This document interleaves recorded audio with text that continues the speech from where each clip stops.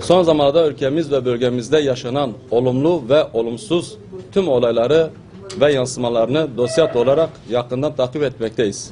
Lakin ülkemizde yaşanan özellikle barış süreci itibariyle oluşan güzel ortamın son zamanlarda gerçekleşen bazı olumsuz olaylardan ötürü huzursuzluğumuzun sıkıntısını her anlamda yaşadığımızı bildirmek isterim.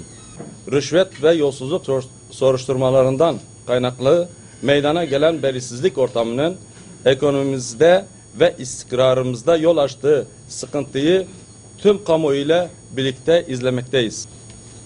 Yolsuzluk ve rüşvet iddialarının sonuna kadar araştırılmasını herkes gibi bizler de istemekteyiz. Bu sürecin yargı bağımsızlığı, demokrasi ve hukuk devleti ilkesinden taviz verilmeden takip edileceğinden şüphe duymamaktayız.